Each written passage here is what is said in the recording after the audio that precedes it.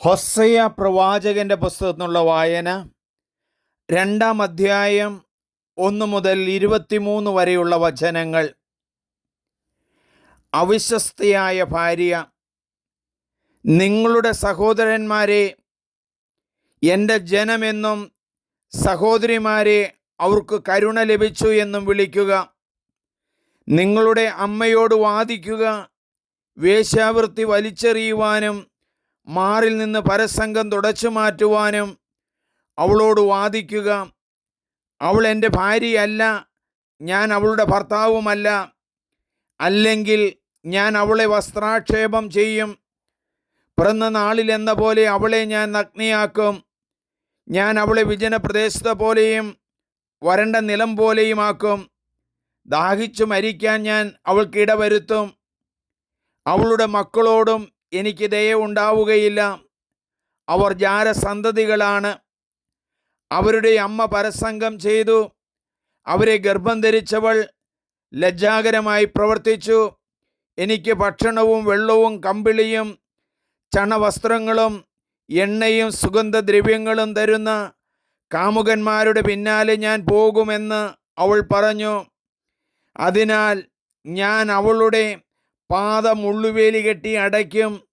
അവൾക്ക് വഴി കണ്ടെത്താനാവാത്ത വിധം അവൾക്കെതിരെ മതിൽ കെട്ടി ഉയർത്തും. അവൾ കാമുകന്മാരെ പിന്തുടരും, എന്നാൽ ഒപ്പം എത്തുകയില്ല. അവരെ അന്വേഷിക്കും, കണ്ടെത്തുകയുമില്ല. അപ്പോൾ അവൾ പറയും, ഞാൻ എൻ്റെ ഭാര്യ ഭർത്താവിൻ്റെ അടുത്തേക്ക് മടങ്ങും. ഇന്നത്തേക്കാൾ ഭേദമായിരുന്നു അന്ന്. അവൾക്ക് ധാന്യവും വീഞ്ഞും എണ്ണയും കൊടുത്തതും അവർ ബാലിന് അർപ്പിച്ചിരുന്ന പൊന്നും വെള്ളിയും കൊണ്ട് അവളെ സമ്പന്നയാക്കിയതും ഞാനാണെന്ന് അവൾ മനസ്സിലാക്കിയില്ല. അതിനാൽ കൊയ്ത്തുകാലമാകുമ്പോൾ എൻ്റെ ധാന്യവും വിളവെടുപ്പ് വരുമ്പോൾ എൻ്റെ വീഞ്ഞും ഞാൻ തിരിച്ചെടുക്കും. നഗ്നത മറയ്ക്കാൻ അവൾക്ക് കൊടുത്തിരുന്ന കമ്പിളിയും ചണവസ്ത്രങ്ങളും ഞാൻ തിരിച്ചു വാങ്ങും. അവളുടെ കാമുകന്മാരുടെ കൺമുൻപിൽ വച്ച് ഞാൻ അവളുടെ നഗ്നത അനാവൃതമാക്കും.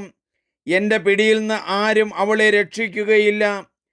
അവളുടെ ഹർഷാരവങ്ങൾ, ഉത്സവങ്ങൾ, അമാവാസികൾ, സാബത്തുകൾ, നിർദ്ദിഷ്ട ഉത്സവങ്ങൾ എന്നിവയ്ക്ക് ഞാൻ അറുതി വരുത്തും. കാമുകൻ തന്ന പ്രതിഫലമെന്ന് അവൾ പറഞ്ഞിരുന്ന മുന്തിരിച്ചെടികളും അത്തിവൃക്ഷങ്ങളും ഞാൻ നശിപ്പിക്കും. അവയെ ഞാൻ വനമാക്കി മാറ്റും. വന്യമൃഗങ്ങൾ അവ തിന്നൊടുക്കും. സുഗന്ധദ്രവ്യങ്ങളിൽ അർപ്പിച്ച ബാൽ ദേവന്മാരുടെ ഉത്സവങ്ങൾ ആഘോഷിച്ചതിനും എന്നെ മറന്ന് കർണാഭരണങ്ങളും കാമുകന്മാരുടെ പുറകെ പോയതിനും ഞാൻ അവളെ ശിക്ഷിക്കും. കർത്താവ് അരുളി ചെയ്യുന്നു, ഞാൻ അവളെ വശീകരിച്ച വിജന പ്രദേശത്തേക്ക് കൊണ്ടുവരും.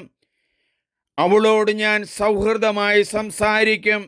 അവിടെ വച്ച് ഞാൻ അവൾക്ക് അവളുടെ മുന്തിരിത്തോട്ടങ്ങൾ നൽകും. ആഗോർ താഴ്വര ഞാൻ പ്രത്യാശയുടെ കവാടമാക്കും.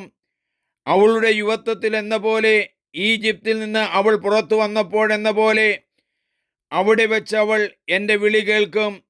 കർത്താവ് അരുളി ചെയ്യുന്നു, അന്നു നീ എന്നെ പ്രിയതമൻ എന്ന് വിളിക്കും. എൻ്റെ ബാൽ എന്നു നീ മേലിൽ വിളിക്കുകയില്ല. ബാൽ ദേവന്മാരുടെ പേരുകൾ അവളുടെ അധരങ്ങളിൽ നിന്ന് ഞാൻ അകറ്റും. മേലിൽ അവരുടെ പേരുകൾ അവൾ ഉച്ചരിക്കുകയില്ല. ആ നാളുകളിൽ നിനക്കു വേണ്ടി വന്യമൃഗങ്ങളോടും ആകാശപ്പറവകളോടും ഇഴജന്തുക്കളോടും ഞാൻ ഒരു ഉടമ്പടി ചെയ്യും. വില്ലും വാളും യുദ്ധവും ദേശത്തു നിന്ന് ഞാൻ തുടച്ചു മാറ്റും. സുരക്ഷിതമായി ശയിക്കാൻ ഞാൻ നിനക്ക് ഇടവരുത്തും. എന്നേക്കുമായി നിന്നെ ഞാൻ പരിഗ്രഹിക്കും. നീതിയിലും സത്യത്തിലും സ്നേഹത്തിലും കാരുണ്യത്തിലും നിന്നെ ഞാൻ സ്വീകരിക്കും. വിശ്വസ്തതയിൽ നിന്നെ ഞാൻ സ്വന്തമാക്കും. കർത്താവിനെ നീ അറിയും. കർത്താവ് അരുളി ചെയ്യുന്നു, അന്നു ഞാൻ ആകാശത്തു നിന്ന് ഉത്തരമരുളും. ആകാശം ഭൂമിയാക്കും. ഭൂമി ധാന്യവും വീഞ്ഞും എണ്ണയും കൊണ്ട് ഉത്തരം നൽകും. ഇവ ജസ്രയേലിന് ഉത്തരം നൽകും. അവനെ ഞാൻ ദേശത്ത് എനിക്കു വേണ്ടി വിതയ്ക്കും. കരുണ ലഭിക്കാത്തവളോട് ഞാൻ കരുണ കാണിക്കും.